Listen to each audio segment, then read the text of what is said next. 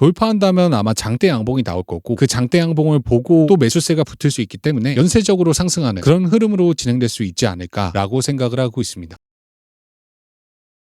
안녕하세요, 펑크입니다. 오늘 새벽 트럼프 대통령과 이란이 극적으로 합의를 하면서 2주간의 휴전 소식이 알려졌는데요. 그 휴전 소식과 동시에 비트코인이 가파르게 상승을 했습니다. 이번 상승이 진짜 큰 상승장으로 가는 상승인 건지, 또 그렇다면 우리는 어떻게 대응을 해야 되는 건지에 대해서 말씀드리기 위해 녹화를 시작했습니다. 일단 본론에 들어가기 앞서서 지난 관점 짧게 복귀 먼저 할게요. 일단 마지막 영상은 지난주 일요일이었고요. 당시 관점은 간단했습니다. 앞서 비슷한 패턴으로 하락을 했기 때문에 이번에는 하락하는 게 아니라 상승할 가능성이 높다. 그리고 63K를 깨지 않는 선에서 올라갈 가능성이 높다고 봤습니다. 지난주 일요일 이후로는 계속 상승을 하고 있기 때문에 관점대로 가고 있다고 볼 수 있습니다. 자, 지난 관점 복귀는 여기까지 하고요. 이어서 오늘 관점으로 넘어가 볼게요. 자, 오늘 관점을 말씀드리기 앞서서 고정 댓글을 확인하시면 누구나 들어오실 수 있는 텔레그램 링크가 있거든요. 관심이 있으신 분들은 고정 댓글 확인하셔서 입장하시길 바랍니다. 그리고 고정 댓글에는 또 네프콘 링크가 있거든요. 제 실시간 관점은 네프콘의 상시로 올라가고 있습니다. 또 관심이 있으신 분들은 네프콘 구독하시고 관점 받아보시면 좋을 것 같습니다. 자, 이어서 오늘 관점을 볼게요. 첫 번째로 보실 근거는 20주 이평선인데요. 이 20주 이평선이 중요한 이유는 캔들이 20주 이평선을 기준으로 움직이기 때문입니다. 20주 이평선 위로 멀어졌다가 20주 이평선과 캔들이 수렴하고 다시 아래로 멀어진 다음에 또다시 이평선과 수렴하고 위로 멀어지고, 이러한 흐름을 반복하면서 상승장을 이어왔는데요. 지금은 하락장이기 때문에 지난 상승장의 하락장을 비교해 보면서 이번 반등이 어떻게 진행될지 예상해 보겠습니다. 2020년부터 상승장이 시작했죠. 그리고 조정장이 찾아오면서 이평선과 수렴했습니다. 수렴을 한 다음엔 아래로 멀어졌고요. 그리고 다시 반등해서 이평선과 또다시 수렴을 했고 위로 멀어졌습니다. 그리고 하락장이 시작이 되면서 이평선과 수렴을 했고 아래로 멀어졌습니다. 아래로 멀어진 다음에 이평선과 다시 수렴을 했고 이평선을 돌파한 다음에 또다시 아래로 멀어졌습니다. 다시 이평선과 수렴을 했고 아래로 멀어진 다음에 이평선 위로 멀어지면서 새로운 상승장을 시작했습니다. 2017년 상승장을 볼게요. 하락장이 시작이 되면서 이평선과 수렴했고 아래로 멀어진 다음에 다시 한번 이평선을 돌파했습니다. 아래로 멀어지고 위로 멀어지고 다시 아래로 멀어지고 위로 멀어졌습니다. 그 이후에도 흐름은 비슷했고요. 자, 보신 것처럼 이평선을 기준으로 위로 멀어졌다가 다시 수렴하고 아래로 멀어진 다음에 다시 위로 멀어지는 그 흐름을 반복해 왔습니다.